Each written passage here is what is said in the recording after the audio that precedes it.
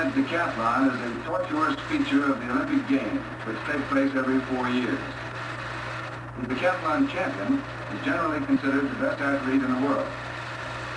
Bob Mathias won that championship and that recognition as a boy of 17. 4 years later, he came back to score even higher and become the first two-timer of the decathlon. Now, Bob Mathias represents his native California in the Congress of the United States. He has lost none of his interest or his expertise in track and field. No one is better qualified to describe the workouts of Olympic shot and discus man than Bob Mathias.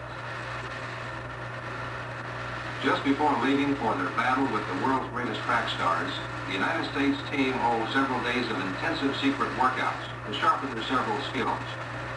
While sprinters and relay men and hurdlers practice their specialties, the brawny field men tune up in separate corners of the stadium. Let's join the shot putters first. To be a champion shot putter, you must be strong, agile, coordinated, and fast. Height helps for leverage. You need overall strength, speed. Quick reflexes are a definite asset. After bending into a power position, you kick in the direction of the toe board, then slide across the circle without losing balance and drive vigorously from the rear leg. The idea is continuous acceleration so that the shot reaches maximum speed as it leaves your hand. The shot is held at the base of the middle three fingers of the putting hand. The other hand is held loosely out from the body for balance. A perfect put is straight ahead. If you push with the right arm too soon, the ball goes off to the right. Standing at the front of the circle, this champion minimizes the distance in his own mind and gets himself psychologically ready for a maximum effort. In preparing to put, you bend over your right foot in the back of the circle. As you slide across, maintaining the power position, you drive vigorously onto the front leg. If you lean too far in the direction of this foot, your excess forward drive can carry you out of the circle. A foot foul like this has caused more than one world's record to be lost.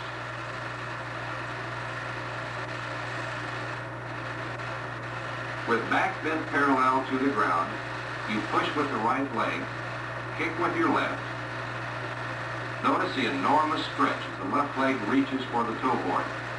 Then the quick tuck of the right leg underneath the body. Driving over a straightening and lifting left leg adds height and power to the throw. Everything the putter does adds to the momentum of the shot as it leaves your hand.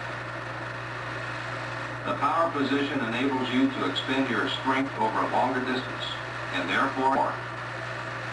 If you could graph the position of the shot low point in the crouch to the height of its release, it would be a continually rising line. Your feet must be comfortably placed. In the O'Brien style that has become accepted over the last 15 or 20 years, good balance is very essential. The ball is held comfortably against the net. Continual practice results in a grooved motion, a rhythm, that puts all the proper elements together at the proper time. The goal is controlled speed and continual acceleration of the shot foot. Even with other factors under perfect control, premature release can push the shot off to the right and cost you valuable distance. Let's use a fantastic new camera speed to examine in detail the champion's technique. Here's perfect balance. The enormous split. The left arm reaches out for balance. The pump, bending over the right foot until the back is parallel to the ground. Reaching out and bringing back prior to the glide for rhythm. Complete extension of the right leg to bring about maximum control speed to the center of the circle. The quickness with which the right leg recovers and touches the ground under the body. The left foot touches the ground a split second after the right, and coupled with the drive of the right leg, makes a rocking action, which adds momentum. The left leg lands in a slightly bent position, enabling you to straighten it as your body drives over it. The angle of your foot is an angle the forearm makes with the ground. The ideal angle is somewhere in the 40-42 degree range. The drive should be along the line first done in the crouch, a continually lifting and accelerating thrust.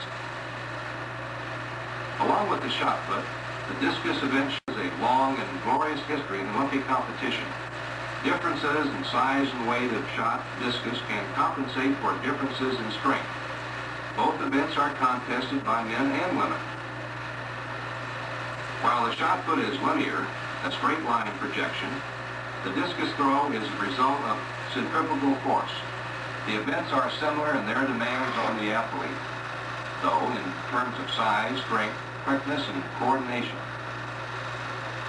You must have continuous acceleration, each segment of your technique flowing into the next without a pause or a jerk. When the discus leaves your hand, it should be at maximum velocity. Only your knees bent develops explosive leg drive. As in other things, a fine female athlete can demonstrate remarkably effective techniques with a discus. The usual procedure is to take a turn and a half before delivering the discus. She bends both knees to lower the center of gravity at the beginning of the turn. You should try to hold the bent knee position at completion of the turn to get maximum leg drive. When you land in the center of the circle, your body is twisted to the right. On delivery, your body untwists, and the momentum is continued in a controlled follow-through.